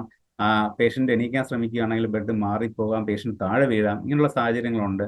അതുപോലെ നമ്മൾ പേഷ്യന്റിനെ ഷിഫ്റ്റ് ചെയ്യുന്ന സമയത്ത് ഒരു സ്ഥലത്ത് നിന്ന് അങ്ങോട്ട് മാറ്റുന്ന സമയത്ത് ബെഡ് നീങ്ങിക്കഴിഞ്ഞാൽ പേഷ്യന്റ് താഴെ വീഴും. അപ്പൊ അതുകൊണ്ട് രോഗിയെ ലിഫ്റ്റ് ചെയ്യുന്ന സമയം ബെഡിന്റെ വീലുകൾ ലോക്ക് ചെയ്തിട്ടുണ്ടെന്ന് ഉറപ്പുവരുത്തുക. ഷിഫ്റ്റിംഗ് സമയത്തെല്ലാം തന്നെ രോഗിയുടെ ശരീരത്തിൽ ഘടിപ്പിച്ചിട്ടുള്ള എല്ലാ ട്യൂബുകളും മറ്റ് അറ്റാച്ച്മെന്റുകളും മോണിറ്ററുകളും രോഗിയുടെ ശരീരവുമായി ഘടിപ്പിച്ച മെഷീനുകളും പേഷ്യന്റ് റിസ്റ്റ് ബാൻഡുകളും ഇൻട്രാവീനസ് ലൈനുകളും ശരിയായ സ്ഥാനത്താണെന്ന് ഉറപ്പാക്കുക. ഇത് ഒരുപാട് കോംപ്ലിക്കേറ്റഡ് അല്ലെങ്കിൽ ഭയങ്കര സംഭവമല്ല. നമുക്ക് കാണുമ്പോൾ അറിയാം പേഷ്യന്റിന്റെ ശരീരത്തിൽ എന്തൊക്കെ കണക്ട് ചെയ്തിട്ടുണ്ടെന്നുള്ളത്. അത് അതേപടി നിലനിർത്തണോ, എന്തൊക്കെയാണോ മാറ്റേണ്ടെന്നുള്ളത് നമ്മുടെ മേലധികാരിയോട് ചോദിക്കുക. ഇതിൽ എന്തൊക്കെ മാറ്റം വരുത്തണം, ഇതിൽ അടർത്തി മാറ്റേണ്ട ഇളക്കി മാറ്റേണ്ട സാധനങ്ങൾ ഉണ്ടോ ഇല്ലയോ, അതെല്ലാം കെയർ ചെയ്യേണ്ടത് ഏതൊക്കെയാണ് എന്നുള്ളതെല്ലാം വളരെ സൂക്ഷ്മമായിട്ട് അറിഞ്ഞുകൊണ്ട്, ഇപ്പോൾ നമ്മൾ IV stand IV drip set ഒക്കെ ഉണ്ടെങ്കിൽ അതിനെല്ലാം വളരെ സേഫ് ആയിട്ട് താഴെ വീഴാതെ രോഗിയുടെ കൂടെ എടുത്ത് വെച്ച് വേണം നമ്മൾ പേഷ്യന്റിനെ മാറ്റേണ്ടത്. ഷിഫ്റ്റ് ചെയ്യുന്ന സമയത്ത് രോഗികൾ ഷിഫ്റ്റ് ചെയ്യുന്ന ജീവനക്കാരുടെ തലയിൽ അല്ലെങ്കിൽ കഴുത്തിൽ കൈകൾ ചുറ്റി പിടിക്കാതിരിക്കാൻ ശ്രദ്ധിക്കുക. നിങ്ങൾ പല സമയത്തും പേഷ്യൻസിനെ മാറ്റുന്ന സമയത്ത് ശ്രദ്ധിച്ചിട്ടുണ്ടാകും, അവർ ചിലപ്പോൾ അനങ്ങാൻ വയ്യാത്തതോ നടുവിന് എന്തെങ്കിലും പ്രശ്നമുള്ളവരൊക്കെ ആണെങ്കിൽ ഒരു സഹായത്തിന് നമ്മളെ ചുറ്റിപ്പിടിക്കാൻ ശ്രമിക്കും. അപ്പൊ അത് വരാതിരിക്കാൻ ശ്രദ്ധിക്കുക. അതിന് പകരം നമ്മൾ എന്താണ് ചെയ്യേണ്ടതെന്നൊക്കെ ഉള്ളത് ഇനി പറയുന്നുണ്ട്. രോഗിയെ ഷിഫ്റ്റ് ചെയ്യുന്ന ഉപകരണങ്ങളിൽ സുരക്ഷിത ബെൽറ്റ് കൃത്യമായും ഉപയോഗിക്കണം. നമ്മുടെ പല വീൽ ചെയറുകളിലും ഈ പറഞ്ഞ സംവിധാനം ഉള്ളതാണ്. പക്ഷെ ചില സ്ഥലങ്ങളിലെങ്കിലും അത് കാണത്തില്ല. എങ്കിലും ഉള്ള ഇടത്ത് ആ പറയുന്ന ബെൽറ്റ് കൃത്യമായി ഉപയോഗിക്കുക. വീൽ ചെയറിനാണെങ്കിൽ അങ്ങനെ, സ്ട്രെച്ചറിലാണെങ്കിലും ബെൽറ്റ് ഉണ്ടെങ്കിൽ കുറുകെ നമുക്ക് ബെൽറ്റ് ഇടാനുള്ള സൗകര്യമുള്ള സ്ട്രെച്ചർ ആണെങ്കിൽ ആ ബെൽറ്റ് കൃത്യമായി കൈകളകത്തേക്ക് വെച്ച് കൃത്യമായി ആ ബെൽറ്റുകൾ ഇടേണ്ടതാണ്. രോഗനിർണയ പരിശോധനകൾക്കായാണ് രോഗിയെ മാറ്റുന്നതെങ്കിൽ മാറ്റുന്ന യൂണിറ്റിലേക്ക് അതുമായി ബന്ധപ്പെട്ട രേഖകൾ കൂടി കൊണ്ടുപോകേണ്ടതും നിർദ്ദിഷ്ട ഉദ്യോഗസ്ഥർക്ക് അവ കൈമാറേണ്ടതുമാണ്. ഇത് ഒരു ഇമ്പോർട്ടൻ്റ് ആയിട്ടുള്ള കാര്യമാണ്. കാര്യം നമ്മളൊരു പേഷ്യൻറ്റിനെ ഒരു ഏതെങ്കിലും ഒരു ഡയഗ്നോസിസിന് വേണ്ടി, അതായത് ഒരു രോഗനിർണയത്തിന് വേണ്ടി കൊണ്ടുപോകുന്ന സമയത്ത് blood result, X-ray, CT scan തുടങ്ങിയ ഒരുപാട് രേഖകൾ അവരുടെ കൂടെ കൊണ്ടുപോകേണ്ടതാണ്.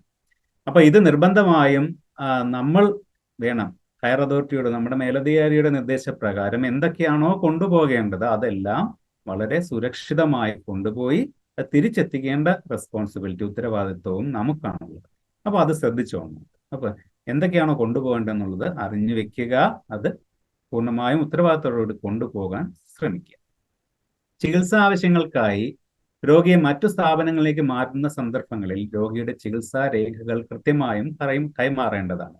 ഇപ്പോൾ നേരത്തെ പറഞ്ഞു, രോഗനിർണയത്തിന് പോകുന്നതാണെങ്കിൽ ചികിത്സാ രേഖകൾ കൊണ്ടുപോകണം. അതുപോലെ തന്നെ ചികിത്സയ്ക്ക് വേണ്ടിയിട്ട് ഒരു സ്ഥാപനത്തിൽ നിന്ന് മറ്റു സ്ഥാപനത്തിലോട്ട് പോവുകയാണെങ്കിൽ ഈ പറഞ്ഞ രേഖകളെല്ലാം അവിടെ കൊണ്ടുപോയി നമ്മൾ കൃത്യമായും കൈമാറേണ്ടതാണ്. ഷിഫ്റ്റിംഗ് വേളകളിലെല്ലാം തന്നെ രോഗി ഒറ്റയ്ക്കാകുന്ന സന്ദർഭം ഒഴിവാക്കുക. ഈ ചില സാഹചര്യങ്ങളിൽ നമുക്ക് ബൈസ്റ്റാൻഡേഴ്സിനെ കൊണ്ടുപോകേണ്ടി വരുന്ന സാഹചര്യങ്ങളുണ്ട്. ഫോർ എക്സാമ്പിൾ, നമ്മൾ ലിഫ്റ്റിലൊക്കെ പോകുന്ന സമയത്ത് ചിലപ്പോൾ ബൈസ്റ്റാൻഡേഴ്സിനെ നമ്മൾ കയറ്റത്തില്ല. അപ്പം ആ സാഹചര്യങ്ങളിലും അല്ലാതെ അവരെ നമ്മൾ ലിഫ്റ്റിൽ നിന്ന് ഇറക്കുകയോ അല്ലെങ്കിൽ വരാന്തകളിലൂടെ പോകുന്ന സമയത്തോ ഒന്നും, നമ്മളൊരു രേഖ കൈമാറുന്ന സമയത്തോ ഒന്നും അവർ ഒറ്റയ്ക്കായി പോകാതിരിക്കാൻ, ആ പേഷ്യൻസ് ഒറ്റയ്ക്കായി പോകാതിരിക്കാൻ ശ്രദ്ധിക്കുക. കാര്യം അവർക്ക് എന്തെങ്കിലും ഒരു ആവശ്യം ഉണ്ടെങ്കിൽ നമ്മൾ മാത്രമേ ഉള്ളൂ, നമ്മളോടെ പറയാൻ കഴിയുകയുള്ളൂ. അതെപ്പോഴും ശ്രദ്ധയിൽ ഉണ്ടാകും. ഇനി രോഗിയെ വിവിധ സന്ദർഭങ്ങളിൽ കിടക്കയിൽ നിന്നും മാറ്റുന്ന വിധം എങ്ങനെയൊക്കെയാണ് എന്നുള്ളത് നമുക്ക് നോക്കാം. കിടക്ക പോലെയുള്ള ഒരു പരന്ന പ്രതലത്തിൽ നിന്നും സ്ട്രെച്ചറിലേക്കോ വീൽ ചെയറിലേക്കോ കസേരയിലേക്കോ രോഗിയെ മാറ്റുന്നതിനെയാണ് പേഷ്യന്റ് ഷിഫ്റ്റിംഗ് എന്ന് പറയുന്നത്. അപ്പം കിടക്കയിൽ നിന്ന് ഒരു വീൽ ചെയറിലേക്കോ അല്ലെങ്കിൽ ഒരു കസേരയിലേക്കോ അല്ലെങ്കിൽ ഒരു സ്ട്രെച്ചറിലേക്കോ പേഷ്യന്റിനെ മാറ്റുന്നതിനെയാണ് പേഷ്യന്റ് ഷിഫ്റ്റിംഗ് എന്ന് പറയുന്നത്. രോഗിയെ വിവിധ സന്ദർഭങ്ങളിൽ രോഗചികിത്സയുടെ ഭാഗമായോ ദൈനംദിന ആവശ്യങ്ങൾ നിറവേറ്റുന്നതിന്റെ ഭാഗമായോ കിടക്കയിൽ നിന്ന് മാറ്റേണ്ടതായി വരും നമുക്ക്, അല്ലെ? അപ്പോൾ കിടക്കയിൽ നിന്ന് സ്ട്രെച്ചറിലേക്കോ അല്ലെങ്കിൽ കിടക്കയിൽ നിന്ന് വീൽ ചെയറിലേക്കോ, കിടക്കയിൽ നിന്ന് കസേരയിലേക്കോ, വീൽ ചെയറിൽ നിന്ന് ടോയ്ലറ്റിലേക്കോ, ഇങ്ങനെ പല സാഹചര്യങ്ങളിൽ നമുക്ക് പേഷ്യന്റിനെ മാറ്റേണ്ടതായിട്ട് വരും. അതുപോലെ തിരിച്ചു കൊണ്ടാക്കേണ്ടതായിട്ടും വരും. ICUലൊക്കെ വർക്ക് ചെയ്തിട്ടുള്ള ആൾക്കാർക്ക് അറിയാൻ പറ്റും, പേഷ്യന്റിനെ നമ്മൾ ബെഡിൽ നിന്ന് ടോയ്ലറ്റിൽ കൊണ്ടുപോകേണ്ടി വരും, ടോയ്ലറ്റിൽ നിന്ന് തിരിച്ചു കൊണ്ടുവരേണ്ടി വരും. അങ്ങനെയുള്ള ഒരുപാട് സാഹചര്യങ്ങൾ ഉണ്ടാകും. ഒരു ബെഡിൽ നിന്ന് ചിലപ്പം വേറെ ചെയറിലോട്ട് മാറ്റിയിരുത്തേണ്ടി വരും. അങ്ങനെ പല സാഹചര്യങ്ങളും വരും. ഇതിനാണ് പേഷ്യന്റ് ട്രാൻസ്ഫർ എന്ന് പറയുന്നത്, അല്ലെങ്കിൽ ഷിഫ്റ്റിംഗ് എന്ന് പറയുന്നത്. ബെഡിൽ നിന്നും ട്രോളിയിലേക്ക് രോഗിയെ മാറ്റുന്ന വിധം നമുക്ക് നോക്കാം. ബെഡിൽ നിന്ന് ട്രോളിയിലോട്ട് എങ്ങനെ നമുക്ക് പേഷ്യന്റിനെ സേഫ് ആയിട്ട് മാറ്റാം എന്നതിനെ പറ്റിയിട്ട് നമുക്കൊന്ന് നോക്കാം. അപ്പം ബോറടിക്കുന്നുണ്ടോ എല്ലാവർക്കും? എങ്കിലും ബോറടിക്കാതെ ശ്രദ്ധിച്ച് കേൾക്കണം. കാര്യം ഈ കാര്യങ്ങളെല്ലാം നമ്മൾ സ്ഥിരമായിട്ട് ചെയ്യുന്ന ആൾക്കാരാണ്, സ്ഥിരമായിട്ട് അത് കാണുന്നതാണ്. എങ്കിൽ പോലും കുറച്ച് കാര്യങ്ങൾ ശ്രദ്ധിച്ചിരിക്കാൻ ശ്രമിക്കുക. ഓക്കെ, അപ്പോൾ ബെഡിൽ നിന്നും ട്രോളിയിലേക്ക് രോഗിയെ മാറ്റുന്ന വിധം, ഇതൊക്കെ നമ്മൾ എല്ലാ ദിവസവും ചെയ്യുന്നതാണ്. ഇതൊന്നും എനിക്ക് പറയേണ്ട ആവശ്യമില്ല, എനിക്ക് അറിയേണ്ട ആവശ്യമില്ല എന്ന് ആരും വിചാരിക്കരുത്. കാര്യം പല പല മാറ്റങ്ങൾ ഓരോ ഘട്ടത്തിലും നമ്മുടെ ഹെൽത്ത് സ്ട്രക്ചറിൽ വന്നുകൊണ്ടിരിക്കുന്നുണ്ട്. അപ്പം അത് നമ്മൾ തിരിച്ചറിയുക, അതിന് ആവശ്യമായ സഹായം നമ്മൾ ചെയ്യുന്നതാണ്. അതിനുവേണ്ട അറിവുകളെല്ലാം നമുക്ക് കിട്ടേണ്ടതാണ്. അത് നമ്മൾ ശ്രമിക്കുക എന്ന് മാത്രമേ ഉള്ളൂ. അപ്പോൾ എന്താണ് ബെഡിൽ നിന്ന് ട്രോളിയിലേക്ക് രോഗിയെ മാറ്റുമ്പോൾ ശ്രദ്ധിക്കേണ്ടത്? നിങ്ങൾ തന്നെ ആലോചിച്ച് നോക്കുക, എന്തൊക്കെയാണ് ഞാൻ മാറ്റിയിട്ടുണ്ട്, എന്തൊക്കെ ശ്രദ്ധിക്കണം എന്നുള്ള കാര്യങ്ങളൊക്കെ ഒന്ന് മനസ്സിൽ ഓർത്ത് നോക്കുക. ഞാൻ പറയാം. അതിനാവശ്യമായ ഉപകരണങ്ങൾ എന്ന് പറയുന്നത് എന്തൊക്കെയായിരിക്കും? സ്ട്രെച്ചർ, സുരക്ഷിത ബെൽറ്റ് ഘടിപ്പിച്ച ഒരു ട്രോളി, സ്ട്രെച്ചറോ അല്ലെങ്കിൽ ഒരു ട്രോളിയോ ഉണ്ടാവണം. ദെൻ കിടക്ക വിരികൾ ഉണ്ടാവണം. ഒരു റബ്ബർ ഷീറ്റ് ഉണ്ടാവണം. റബ്ബർ ഷീറ്റ് ഉണ്ടാവണം നിർബന്ധമല്ല, ചില പേഷ്യൻസിന് മാത്രമേ. ഇപ്പൊ ഒരുപാട് മുറിവൊക്കെ ഉള്ളവർക്ക് അല്ലെങ്കിൽ എന്തെങ്കിലും രീതിയിൽ സെക്രീഷൻസ് ഒക്കെ ഉള്ളവർക്കൊക്കെ നമുക്ക് ഈ പറഞ്ഞുള്ള മെക്കിൻഡോ ഷീറ്റ് അല്ലെങ്കിൽ റബ്ബർ ഷീറ്റ് യൂസ് ചെയ്തിട്ട് പേഷ്യന്റിനെ ട്രാൻസ്ഫർ ചെയ്യാൻ പറ്റത്തുള്ളൂ. ദെൻ ലോഗ് റോൾ അല്ലെങ്കിൽ സ്പൈനൽ ബോർഡ് എന്ന് പറയുന്ന ഒരു സാധനമുണ്ട്. അപ്പൊ അത് നമുക്ക് വരുമ്പോഴത്തേക്ക് അതിന്റെ പിക്ചേഴ്സ് കാണാം. ഓക്കെ, ഇനി നമുക്ക് രോഗിയെ സ്ട്രെച്ചർ അല്ലെങ്കിൽ ട്രോളിയിലേക്ക് മാറ്റുന്ന വിധം ഒന്ന് നോക്കാം. രോഗിയെ സ്ട്രെച്ചർ അല്ലെങ്കിൽ ട്രോളിയിലേക്ക് മാറ്റുന്നതിന് കുറഞ്ഞത് 3 ജീവനക്കാരെങ്കിലും ഉണ്ടാകണം. അതായത് കിടക്കുന്ന ഒരു കിടപ്പ് രോഗിയെ നമ്മൾ ഒരു സ്ട്രെച്ചറിലോട്ടോ ഒരു ട്രോളിയിലോട്ടോ മാറ്റുന്നതിന് മിനിമം ഒരു 3 പേരെങ്കിലും ഉണ്ടാകണം, നിർബന്ധമായിട്ടും ഉണ്ടാകണം. രോഗിയുടെ ശാരീരിക മാനസിക അവസ്ഥ പരിശോധിക്കുക. രോഗിക്ക് ഇപ്പൊ ചരിയാൻ പറ്റുമോ, കിടക്കുന്നത് എങ്ങനെയാണ്, കൈക്ക് കാലിന് അനങ്ങുന്നതിന് കുഴപ്പമുണ്ടോ, ഇതൊക്കെ നമ്മൾ ഹയർ അതോറിറ്റിയോട് ചോദിക്കണം. എന്തെങ്കിലും മാറ്റുന്നതിന് ഇപ്പം ബുദ്ധിമുട്ടുകൾ കാര്യങ്ങളുണ്ടോ, പിന്നെ അവരോട് സംസാരിക്കുക, അവരുടെ അവസ്ഥ എന്താണ്. ഇപ്പൊ പല സാഹചര്യങ്ങളിലുള്ള പേഷ്യൻസ് കാണും, പെട്ടെന്ന് റിയാക്ട് ചെയ്യുന്ന പേഷ്യൻസ് കാണും, പെട്ടെന്ന് ബഹളം വെക്കുന്നവർ കാണും. അതൊക്കെ നമ്മൾ അറിഞ്ഞിരിക്കണം. തൊടുമ്പോൾ തന്നെ ബഹളം വെക്കുന്ന പേഷ്യൻസ് ഒക്കെ ഉണ്ടാവാം. ഇതൊക്കെ അറിഞ്ഞിട്ട് മാത്രമേ നമ്മൾ ഒരു പേഷ്യന്റിനെ മാറ്റാൻ പാടുള്ളൂ. അപ്പൊ ഇതൊക്കെ ഞാൻ പറയുമ്പോൾ ഇപ്പോൾ ചിലപ്പോൾ ആലോചിക്കുന്നുണ്ടാവും, ശരിയാണ്, ചില സാഹചര്യങ്ങളിൽ എനിക്ക് ഇന്ന പ്രശ്നം ഉണ്ടായിട്ടുണ്ടല്ലോ. അപ്പൊ അതെല്ലാവരും ഒന്ന് ആലോചിച്ച് നോക്കുക. നമ്മൾ ചെയ്യുന്നതിലുള്ള പ്രശ്നങ്ങളും കാര്യങ്ങളും അവോയ്ഡ് ചെയ്യാൻ മാറ്റാനായിട്ട് നമുക്കത് സഹായിക്കും. ചെയ്യാൻ പോകുന്ന പ്രവർത്തനവും അതിന്റെ ആവശ്യകതയും രോഗിയോടും ബന്ധുക്കളോടും വിശദീകരിക്കുക. എന്താണോ ഞാൻ ചെയ്യാൻ പോകുന്നത്, ഞാൻ ഈ പേഷ്യന്റിനെ ഇന്ന ആവശ്യത്തിന് വേണ്ടി ഇന്ന സ്ഥലത്തേക്ക് ട്രാൻസ്ഫർ ചെയ്യുകയാണ്.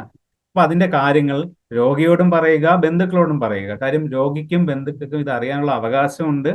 അത് മാത്രമല്ല, നമുക്ക് അനാവശ്യമായി ഉണ്ടാകുന്ന ആങ്സൈറ്റി, അയ്യോ എന്നെ എന്തിനാണ് കൊണ്ടുപോകുന്നതെന്ന് അറിഞ്ഞ് പോയാൽ മതി. അല്ലാതെ ഒരു വിഷമം അല്ലെങ്കിൽ ഒരു കൺഫ്യൂഷൻ വരാതിരിക്കാൻ വേണ്ടിയിട്ട് രോഗിയോട് കാര്യങ്ങൾ പറയുക, എന്തൊക്കെയാണ് ചെയ്യാൻ പോകുന്നത് എന്നുള്ള കാര്യം പറയുക. കിടക്കയിൽ നിന്ന് മാറ്റുന്ന സമയം എങ്ങനെയാണ് രോഗി സഹകരിക്കേണ്ടത് എന്ന് കൂടി പറഞ്ഞു ബോധ്യപ്പെടുത്തുക. അതായത് നമ്മളിപ്പോൾ പേഷ്യന്റിനെ ഒരു സ്ഥലത്തുനിന്ന് മാറ്റുകയാണ്. അപ്പൊ കിടക്കയിൽ നിന്ന് മാറ്റുമ്പോൾ ഞാൻ പറയുന്നതൊക്കെ നിങ്ങൾ കേൾക്കണം. ഇന്ന പോലെ കാല് വെക്കണം, ഇന്ന പോലെ കൈ വെക്കണം, ഇന്ന പോലെ കാര്യങ്ങൾ ചെയ്യണം എന്നുള്ളത് പറഞ്ഞ് മനസ്സിലാക്കി കൊടുക്കാൻ ശ്രമിക്കുക. രോഗിക്ക് മനസ്സിലാകുന്ന വിധത്തിലുള്ള ആശയവിനിമയം നടത്തുക. ഇപ്പോൾ രോഗിക്ക് മനസ്സിലാകുന്ന വിധത്തിലുള്ള എന്ന് പറഞ്ഞു കഴിഞ്ഞാൽ, ഒരു ബംഗാളിയാണ് നിങ്ങളുടെ മുമ്പിൽ നിൽക്കുന്നത്, നിങ്ങൾ എന്ത് ചെയ്യും? ഇപ്പൊ പറയാൻ പറ്റത്തില്ല. നമ്മുടെ ഇടയിലെല്ലാം ഒരുപാട് അന്യഭാഷ ദേശത്തു നിന്ന് വരുന്ന ആൾക്കാരുണ്ട്, അതിഥി തൊഴിലാളികൾ എന്ന് പറയുന്ന ആൾക്കാരുണ്ട്. അപ്പൊ അവരോടൊക്കെ നിങ്ങൾ എങ്ങനെ പറയും, അവരോട് എങ്ങനെ നിങ്ങൾ കമ്മ്യൂണിക്കേറ്റ് ചെയ്യും?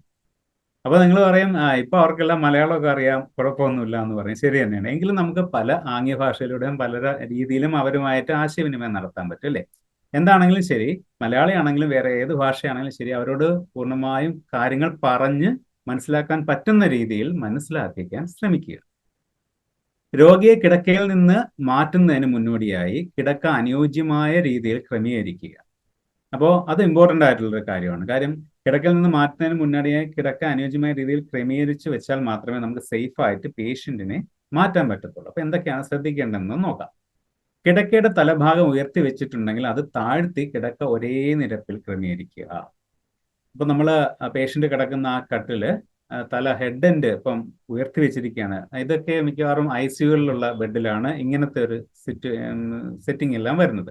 സാധാരണ നമ്മൾ വാർഡിൽ നിന്നും ഇങ്ങനത്തെ ഒരു ബെഡ് കാണാൻ സാധ്യതയില്ല. അങ്ങനെയാണെങ്കിൽ തലയണയൊക്കെ മാറ്റി നമ്മൾ പേഷ്യന്റിനെ ഒരേ ലെവലിലാക്കാൻ ശ്രമിക്കുക.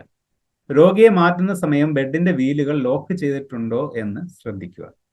ഇത് ഞാൻ പറഞ്ഞ പോലെ നമ്മൾ ബെഡ് കറക്റ്റായിട്ട് ലോക്ക് ചെയ്ത് അനങ്ങാത്ത രീതിയിലുള്ള ബെഡ് ആണെങ്കിൽ മാത്രമേ പേഷ്യന്റിനെ നമുക്ക് സേഫ് ആയിട്ട് മാറ്റാൻ കഴിയുള്ളൂ. അപ്പം വീലുള്ള ബെഡാണോ എന്ന് ആദ്യം നോക്കുക. വീലുള്ള ബെഡ് ആണെങ്കിൽ എന്ത് ചെയ്യണം? അത് ലോക്ക് ചെയ്യാൻ ശ്രദ്ധിക്കണം. ബെഡിൽ വിരിച്ചിട്ടുള്ള ഷീറ്റ് അല്ലെങ്കിൽ ഡ്രോ ഷീറ്റ് എന്ന് പറഞ്ഞ ചെറിയ ഷീറ്റ് കാണാൻ സാധ്യതയുണ്ട്. ബെഡിന്റെ 2 സൈഡിലും അടിയിൽ നിന്ന് ഇളക്കിയിടുക. അപ്പൊ നമ്മൾ ബെഡിൽ കിടക്കുന്ന പേഷ്യന്റിന് അടിയിൽ വിരിച്ചിരിക്കുന്ന ഷീറ്റുണ്ട്, ബെഡിൽ പേഷ്യന്റ് കിടക്കുന്ന ഷീറ്റുണ്ട്. അത് 2 സൈഡിൽ നിന്നും ഇളക്കിയിടണം. അത് എന്തിനാണെന്നുള്ളത് പറയുന്നു. ഡ്രോ ഷീറ്റ് അല്ലെങ്കിൽ മെയിൻ ഷീറ്റ് രോഗിയുടെ അടുത്തേക്ക് വരുന്ന വിധത്തിൽ അല്പം ചുരുട്ടുക. അപ്പൊ 2 സൈഡിൽ നിന്ന് ഇളക്കിയിട്ടിട്ട് ആ ഷീറ്റുകൾ പേഷ്യന്റിന് അടുത്തോട്ട് വരുന്ന രീതിയിൽ ചുരുട്ടി വെക്കണം. കാര്യം നമുക്ക് പേഷ്യന്റിനെ നമ്മൾ കൈയും കാലിലും പിടിച്ചല്ല എടുക്കേണ്ടത്. എങ്ങനെയാണ് പേഷ്യന്റിനെ എടുക്കേണ്ടത്? പേഷ്യന്റ് കിടക്കുന്ന ആ ഷീറ്റോട് കൂടി വേണം എടുത്തു മാറ്റേണ്ടത്. അപ്പൊ ആ ഷീറ്റിന് നമുക്ക് പിടിക്കാൻ കണക്കിന് ചുരുട്ടി വെക്കണം. നമ്മൾ ആരൊക്കെയാണോ അത് പിടിക്കാൻ ശ്രമിക്കുന്നത്, 3 പേരുടെ കാര്യം നേരത്തെ പറഞ്ഞു, 3 പേരുണ്ടാകണം ഒരു പേഷ്യന്റിനെ ഷിഫ്റ്റ് ചെയ്യാനായിട്ട്, കിടക്കുന്ന ഒരു പേഷ്യന്റിനെ ഷിഫ്റ്റ് ചെയ്യാൻ. അപ്പൊ അതിന് വേണ്ടിയിട്ട് പിടിച്ച് എടുക്കാൻ വേണ്ടിയിട്ട് ഈ പറഞ്ഞ ഷീറ്റുകളെ ചുരുട്ടി പേഷ്യന്റിന് അടുത്തോട്ട് വെക്കണം. മറ്റൊരു ഷീറ്റ് ഉപയോഗിച്ച് രോഗിയെ കവർ ചെയ്യുക. നേരത്തെ പറഞ്ഞു പേഷ്യന്റിന്റെ പ്രൈവസി ഇസ് വെരി ഇമ്പോർട്ടൻറ്റ്. പേഷ്യന്റിന്റെ സ്വകാര്യത എന്ന് പറയുന്നത് വളരെ ഇമ്പോർട്ടൻ്റ് ആണ്. അത് കൊണ്ട് തന്നെ മറ്റൊരു ഷീറ്റ് ഉപയോഗിച്ച് രോഗിയെ കവർ ചെയ്യുക. ബെഡിന് സമാന്തരമായ സ്ട്രെച്ചർ അല്ലെങ്കിൽ ട്രോളി രോഗിക്ക് അടുത്തേക്ക് ചേർത്ത് പിടിച്ചതിന് ശേഷം സ്ട്രെച്ചറിന്റെ ട്രോളിയുടെ വീല് ലോക്ക് ചെയ്യണം. അപ്പോൾ നമ്മൾ സ്ട്രെച്ചർ നമ്മൾ അടുത്ത് കൊണ്ടിട്ട് ബെഡിന്റെ വീലെല്ലാം ലോക്ക് ചെയ്തു, സ്ട്രെച്ചർ അടുപ്പിച്ചിട്ടു, സ്ട്രെച്ചറിന്റെയും വീല് നമ്മൾ ലോക്ക് ചെയ്തു. സ്ട്രെച്ചർ ബെഡിനോട് ചേർത്ത് പിടിച്ച ശേഷം രോഗിയെ ബെഡിന്റെ സൈഡിലേക്ക് മെല്ലെ നീക്കി സ്ട്രെച്ചറിനടുത്ത് എത്തിക്കുക. അപ്പോൾ പേഷ്യന്റിനെ പതുക്കെ മെല്ലെ നീക്കി എത്തിക്കാൻ ശ്രമിക്കുക. ബെഡിൽ പിടിച്ചുകൊണ്ട് തന്നെ, നമ്മൾ ആ ചുരുട്ടിയ തുണിയിൽ പിടിച്ചുകൊണ്ട് തന്നെ പേഷ്യന്റിനെ മെല്ലെ നീക്കി ഈ പറഞ്ഞ സ്ട്രെച്ചറിന്റെ സൈഡിലേക്ക് പേഷ്യന്റിനെ എത്തിക്കാൻ ശ്രമിക്കുക. രോഗിയെ ബെഡിൽ നിന്നും മാറ്റാനായി ജീവനക്കാരൻ തയ്യാറാവുക. അപ്പൊ ഇനിയിപ്പോ ചെയ്യേണ്ടതെന്ന് പറഞ്ഞാൽ, ഞാൻ ഈ പറഞ്ഞ 3 പേര് ഉണ്ടാകണം. 3 പേരുണ്ടാകണം.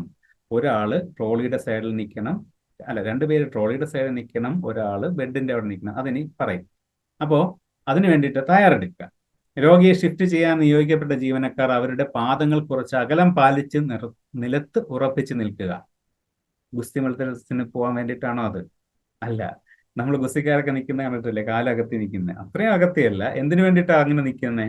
നിങ്ങൾ പേഷ്യന്റിനെ മാറ്റുന്ന സമയത്ത് ശ്രദ്ധിച്ചിട്ടുണ്ടാവും, പലരും പറയുന്ന ഒരു കംപ്ലൈന്റ് ഇതാണ്: അയ്യോ, ആ പേഷ്യന്റിനെ മാറ്റിയതിനു ശേഷം എൻ്റെ നടുവിൻ്റെ കാര്യം തീരുമാനമായി, ഞാൻ ഒറ്റയ്ക്കാണ് പിടിച്ചത് എന്നൊക്കെ പലരും പറയാറുണ്ട്.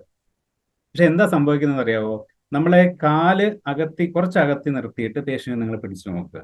അപ്പൊ നമുക്ക് വളരെ പ്രയാസമില്ലാതെ തന്നെ പേഷ്യന്റിനെ പിടിച്ച് കിടത്താനൊക്കെ പറ്റും. ഇല്ലെങ്കിൽ നമ്മൾ എന്താ ചെയ്യുന്നതെന്ന് പറഞ്ഞു കഴിഞ്ഞാൽ, ഒരേ നിപ്പിൽ നിന്നിട്ട് നട്ടലിന് വെയിറ്റ് കൊടുത്ത് കാലിന് ബോഡിക്ക് ഒരു ബാലൻസും ഇല്ലാതെ പിടിക്കുമ്പോഴാണ് പ്രശ്നങ്ങൾ ഉണ്ടാകുന്നത്. അപ്പൊ അതുണ്ടാകാതിരിക്കാൻ വേണ്ടിയിട്ടാണ് കാൽപാദങ്ങൾ, പേഷ്യന്റെ കാൽപാദങ്ങളല്ല, നമ്മൾ പിടിക്കുന്ന ജീവനക്കാരുടെ കാൽപാദങ്ങൾ കുറച്ച് അകലം പാലിച്ച് നിലത്ത് ഉറപ്പിച്ച് നിൽക്കാൻ ശ്രമിക്കുക.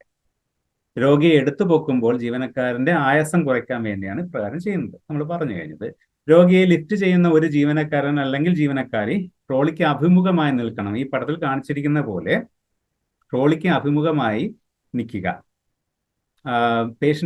രോഗിയെ ലിഫ്റ്റ് ചെയ്യുന്ന ജീവനക്കാരൻ അല്ലെങ്കിൽ ജീവനക്കാരി ട്രോളിക്ക് അഭിമുഖമായി നിൽക്കണം. ട്രോളിയോട് ചേർന്ന് നിൽക്കുന്ന 2 ജീവനക്കാർ ട്രോളിക്ക് മുകളിലൂടെ രോഗിയുടെ അടിയിലുള്ള ഷീറ്റിൽ പിടിക്കുക. അപ്പൊ ട്രോളിയുടെ അടുത്താണ് 2 പേര് നിൽക്കേണ്ടത്. ബെഡിന്റെ അവിടെ ഒരാൾ നിൽക്കണം. അപ്പൊ ബെഡിൽ നിന്നാണ് നമ്മൾ ട്രോളിയോട്ട് പേഷ്യന്റിനെ മാറ്റുന്നത്. അപ്പൊ ട്രോളിയുടെ അവിടെ 2 പേര് നിൽക്കണം. അവരെന്താ ചെയ്യേണ്ടേ? ട്രോളിക്ക് മുകളിലൂടെ രോഗിയുടെ അടിയിലുള്ള ഷീറ്റിൽ പിടിക്കണം. നിർദ്ദേശങ്ങൾ അനുസരിക്കാൻ കഴിയുന്ന രോഗിയാണെങ്കിൽ ഷിഫ്റ്റ് ചെയ്യുന്ന സമയം രോഗിയോട് തല ഉയർത്തി ശേഷം കഴുത്തും തലയും അല്പം ഒന്ന് മുന്നിലേക്ക് കുനിക്കാൻ ആവശ്യപ്പെടുക. അപ്പോൾ നമ്മൾ ഇത് എടുത്തു പറയാൻ കാര്യം എന്ന് പറഞ്ഞാൽ, നിർദ്ദേശങ്ങൾ അനുസരിക്കുന്ന കഴിയുന്ന രോഗിയാണെങ്കിൽ, കാര്യം ബോധമില്ലാതെ കിടക്കുന്ന ഒരു രോഗിയാണെങ്കിൽ നമുക്കത് പറയാൻ പറ്റത്തില്ല.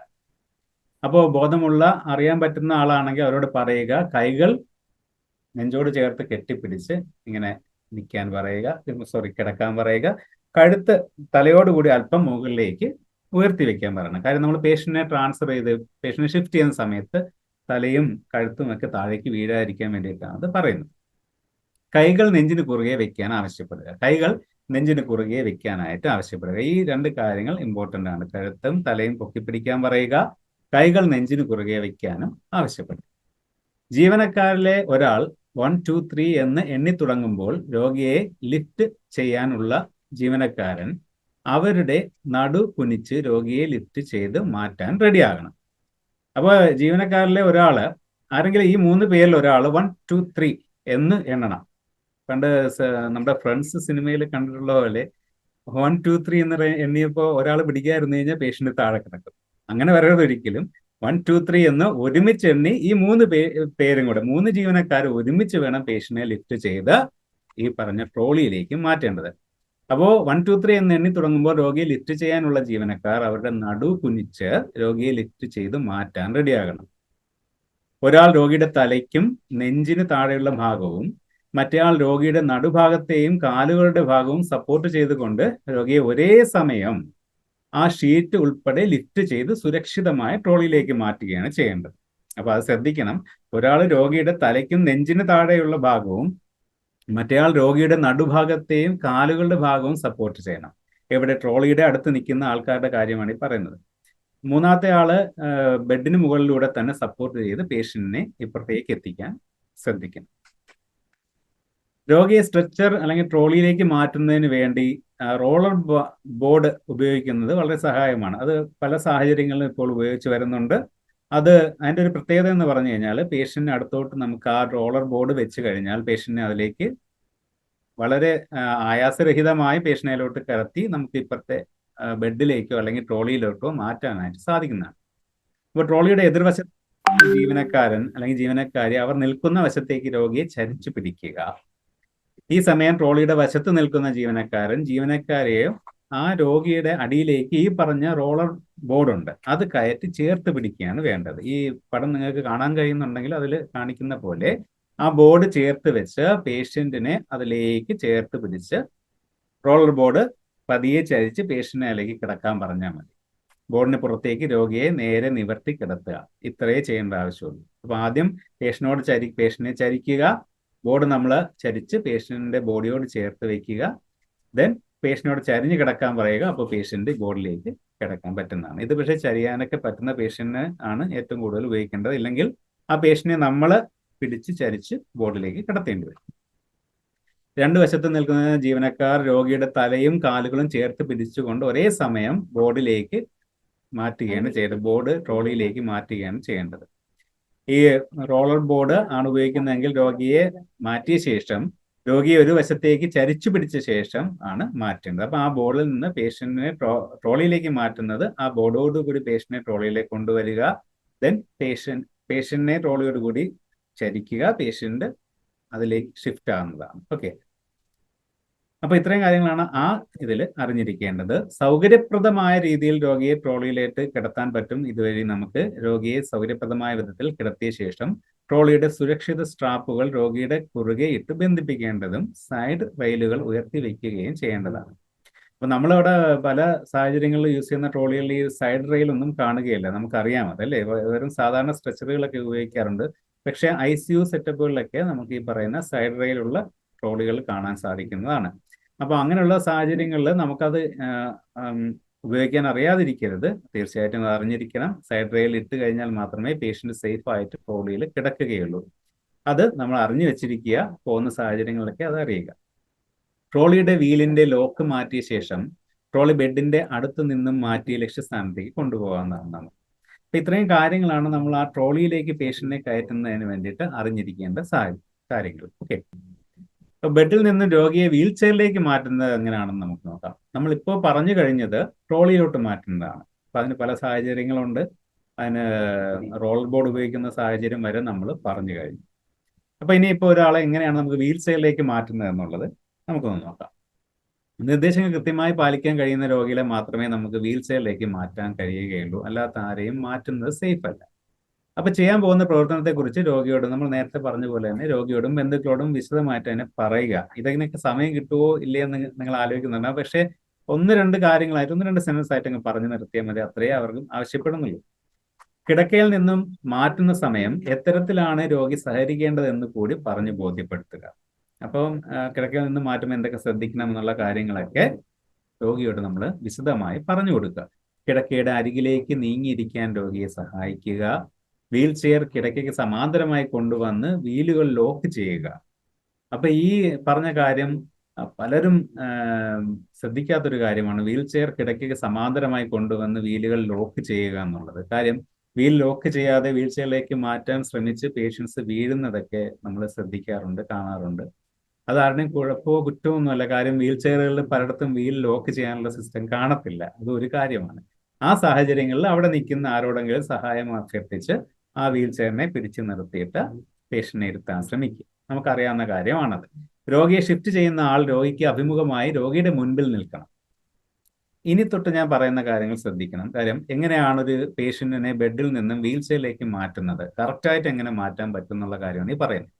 രോഗിയെ ഷിഫ്റ്റ് ചെയ്യുന്ന ആൾ, അതായത് നമ്മളാണ് ഇപ്പൊ മാറ്റുന്നതെങ്കിൽ പേഷ്യന്റിന് അഭിമുഖമായി അയാളുടെ നേരെ നിൽക്കാൻ ശ്രമിക്കുക. ഇപ്പൊ ബെഡിൽ അയാൾ ഇരിക്കുകയാണ്, സൈഡിൽ ഇരിക്കുകയാണ്, അയാളുടെ മുമ്പിൽ നമ്മൾ പോയി നിൽക്കുക. രോഗിയുടെ കുഴിയുടെ അടിയിലൂടെ കൈകൾ കടത്തി തോളിൽ പിടിക്കുക. അതായത് രോഗിയുടെ കഷത്തിനകത്തൂടെ നമ്മൾ ഈ പിക്ചറിൽ കാണുന്ന പോലെ കൈകൾ കടത്തി തോളിൽ പിടിക്കാനായിട്ട് ആളിനെ സപ്പോർട്ട് ചെയ്യാൻ വേണ്ടിയിട്ടൊരു ശ്രമം നടത്തുക. ഇരിക്കുന്ന സ്ഥലത്ത് നിന്നും പതുക്കെ നീങ്ങി കിടക്കയുടെ അറ്റത്തേക്ക് വരാൻ രോഗിയോട് ആവശ്യപ്പെടുക. അപ്പം ഈ രോഗികളെല്ലാം നമ്മൾ സാധാരണ ആൾക്കാരെ പോലെയല്ല, അവർ വൈകാരിക ഉള്ളവരാണ്. അവരോട് പതിയെ മെല്ലെ കട്ടിലിന്റെ അറ്റത്തേക്ക് വരാൻ പറയുക. പക്ഷെ പൂർണ്ണമായി നീങ്ങിയിരിക്കാൻ പറയരുത്, അവർ താഴെ വീണു പോകും. വരാൻ പറയുക. കാലുകൾ നിലത്ത് മുട്ടുന്നത് വരെ മെല്ലെ ഈ രീതിയിൽ ആരോഗ്യപ്രവർത്തകരുടെ സഹായത്തോടെ നീങ്ങി വരാൻ പറയുക. മെല്ലെ മുന്നോട്ട് നീങ്ങി നീങ്ങി നമ്മുടെ സപ്പോർട്ടിൽ വരുന്നത് വരെ നമ്മൾ ഹോൾഡ് ചെയ്ത് പതുക്കെ മുന്നോട്ട് നീങ്ങി അവരെ ഹോൾഡ് ചെയ്ത് നിർത്തുക. പൂർണ്ണമായി നിലത്ത് ഇറങ്ങിയ ശേഷം കിടക്കയുടെ തലഭാഗത്തോ കാൽഭാഗത്തോ കിടക്കയിലോ പിടിച്ച് വീഴാതെ നിവർന്നു നിൽക്കാൻ രോഗിയോട് ആവശ്യപ്പെടാം. അപ്പൊ അവർ പൂർണ്ണമായി നിലത്ത് ഇറങ്ങിയ ശേഷം നമ്മളുടെ സപ്പോർട്ടിൽ തന്നെ അവരെ നിർത്തിക്കൊണ്ട് അവിടെ കൈയോ കാലോ ബെഡിന്റെ ഏതെങ്കിലും ഒരു ഭാഗത്ത്, ഇപ്പം തലയുടെ ഭാഗത്താണെങ്കിൽ കുറച്ചുകൂടെ ഉയർന്ന ഭാഗമാണെങ്കിൽ അവിടെ പിടിച്ച് നിൽക്കാൻ പറയുക. നമ്മൾ ഈ പറഞ്ഞ വീൽ ചെയർ അതിനനുസരിച്ച് വേണം അങ്ങനെയാണെങ്കിൽ ബെഡിനോട് ചേർന്ന് ഇടേണ്ടത്. എന്നിട്ട് രോഗിയുടെ വലത് കൈ വീൽ ചെയറിന്റെ വലത് വശത്തെ പിടിയിലും രോഗിയുടെ ഇടത് കൈ വീൽ ചെയറിന്റെ ഇടതുവശത്തെ പിടിയിലും സാവധാനം പിടിച്ച് അതോടൊപ്പം കാൽപാദം സാവധാനം അനുയോജ്യമായ വിധത്തിൽ തിരിച്ച് വീൽ ചെയറിൽ ഇരുത്തുക. ഈ പറഞ്ഞ പോലെ നമ്മൾ രോഗിയെ പിടിച്ച് വളരെ സാവധാനത്തില്, നേരത്തെ പേഷ്യന്റിനെ ട്രാൻസ്ഫർ ചെയ്യാനായിട്ട് നമ്മൾ കാലുകൾ അകത്തി വെച്ചു എന്ന് ഒരു കാര്യം പറഞ്ഞു, അതുപോലെ നമ്മുടെ കാൽപാദങ്ങൾ പിടിച്ച് കുറച്ച് വെയിറ്റ് എടുക്കാൻ തക്ക രീതിയിൽ നിന്ന് പേഷ്യന്റിനെ മെല്ലെ പിടിച്ച് വീൽ ചെയറിൽ ഇരുത്തുക. ആ സമയത്ത് രോഗിയോട് പറയുക, വലത് കൈ വീൽ ചെയറിന്റെ വലത് വശത്തെ പിടിയിലും ഇടത് കൈ ഇടത് വശത്തെ പിടിയിലും പിടിച്ച് മെല്ലെ ഇരിക്കാൻ പറയുക. അതോടൊപ്പം തന്നെ ഫുഡ് റെസ്റ്റ് ഉണ്ടാവും വീൽ ചെയറിന്, അതിലേക്ക് അവരുടെ എടുത്ത് കയറ്റി വയ്ക്കാനും നിർദ്ദേശിക്കും. പറ്റാത്തവർക്കാണെങ്കിൽ നമ്മൾ ആ കാലുകൾ പതിയെ പൊക്കി ആ വീൽ ചെയറിന്റെ ഫുഡ് റെസ്റ്റിലേക്ക് വെച്ചു കൊടുക്കും. രോഗി ശരിയായ രീതിയിൽ ഇരുന്നു എന്ന് ഉറപ്പാക്കിയ ശേഷം സീറ്റ് ബെൽറ്റ് ഉപയോഗിച്ച് രോഗിയെ സുരക്ഷിതമായി ഇരുത്തുക. അപ്പോൾ ഈ നേരത്തെ നമ്മൾ പറഞ്ഞ പോലെ തന്നെ ട്രോളിയിൽ മാറ്റുന്ന സമയത്തും പേഷ്യന്റിന് ഈ പറഞ്ഞ ബെൽറ്റ് ഉണ്ട്, ആ ബെൽറ്റ് ഇടാൻ ശ്രമിക്കണം എന്ന് പറഞ്ഞതുപോലെ തന്നെ വീൽ ചെയറിലും അതേ ബെൽറ്റ് ഉണ്ടെങ്കിൽ ആ ബെൽറ്റുകൾ പൂർണ്ണമായും ഫാസ്റ്റൺ ചെയ്യുക, അതായത് മുറുക്കുക എന്നുള്ള കാര്യം കൂടി നമ്മൾ ശ്രദ്ധിച്ചിരിക്കണം. വീൽ ചെയറിന്റെ ലോക്ക് മാറ്റി എവിടെയാണോ രോഗിയെ കൊണ്ടുപോകേണ്ടത് അവിടേക്ക് നമുക്ക് കൊണ്ടുപോകാൻ സാധിക്കുന്നത്. സോ ഇത്രയും കാര്യങ്ങളാണ് നമ്മൾ പേഷ്യന്റിനെ ട്രാൻസ്ഫർ ചെയ്യുന്ന സമയത്ത് ശ്രദ്ധിച്ചിരിക്കേണ്ട കാര്യങ്ങൾ. പേഷ്യന്റ് എങ്ങനെയാണ് ട്രോളിയിലേക്ക് മാറ്റുന്നതെന്നും വീൽ ചെയറിലേക്ക് മാറ്റുന്നതെന്നുള്ള കാര്യങ്ങൾ നമുക്ക് അറിയാവുന്നതാണ്. പക്ഷെ ഇതിൽ ശ്രദ്ധിക്കേണ്ട കുറച്ച് കാര്യങ്ങളാണ് ഇപ്പോൾ ഈ സെഷനിൽ നമ്മൾ പറഞ്ഞത്, നമ്മൾ ഡിസ്കസ് ചെയ്തത്. ഇതിൽ എന്തെങ്കിലും സംശയം ഉണ്ടെന്നുണ്ടെങ്കിൽ നിങ്ങൾക്ക് ചോദിക്കാവുന്നതാണ്. ഇപ്പം നമ്മൾ വീൽ ചെയറിലേക്ക് മാറ്റി ട്രോളിയിലേക്കും പേഷ്യന്റിനെ മാറ്റി, നമുക്കറിയാം ഇതിലും ഏറ്റവും ഇമ്പോർട്ടൻ്റ് ആയിട്ടുള്ള ഒരു കാര്യം, അവരുമായിട്ടുള്ള കമ്മ്യൂണിക്കേഷൻ വളരെ ഇമ്പോർട്ടൻ്റ്, അവരുമായിട്ടുള്ള സംസാരം വളരെ ഇമ്പോർട്ടൻ്റ് ആണ്. നമ്മളാണ് അവിടെ കിടക്കുന്നതെങ്കിൽ നമ്മളെ കൊണ്ടുപോകുന്ന ആൾ വെറുതെ മുന്നിലേക്ക് നോക്കി വണ്ടി തള്ളി പോകുന്നതാണോ, നമ്മളോടൊന്ന് സംസാരിച്ചിട്ട് പോകുന്നതാണോ നല്ലതെന്ന് നിങ്ങൾ ആലോചിച്ച് നോക്കിയിട്ടില്ലേ? ഞാനാണ് ഇപ്പോൾ ആ വീൽ ചെയറിൽ ഇരിക്കുന്നതെങ്കിൽ, ഞാനാണ് ആ സ്ട്രെച്ചറിൽ കിടക്കുന്നതെങ്കിൽ ഞാൻ ആലോചിക്കാറുണ്ട്, എന്നോട് ആ തള്ളിക്കൊണ്ട് പോകുന്ന ചേച്ചി അല്ലെങ്കിൽ ചേട്ടനോ എന്നോട് എന്തെങ്കിലും സംസാരിച്ചിരുന്നെങ്കിൽ കൊള്ളാമെന്ന് എനിക്ക് തോന്നിയിട്ടുണ്ട് ഒരുപാട് പ്രാവശ്യം. അപ്പോൾ അതുകൊണ്ട് നിങ്ങൾ അത് കൂടെ മനസ്സിൽ കരുതുക. അവരെ സേഫായിട്ട് എത്തിക്കേണ്ടിടത്ത് എത്തിക്കുക. ചെയ്യേണ്ട കാര്യങ്ങൾ നമുക്കെല്ലാം ചെയ്യാൻ പറ്റുന്ന കാര്യങ്ങളേ ഉള്ളൂ, ചെയ്യാൻ പറ്റാത്തതായിട്ട് ഒരു കാര്യവുമില്ല. അത് വളരെ ക്ലിയർ ആയിട്ട് ചെയ്യാൻ നമുക്ക് സാധിക്കും.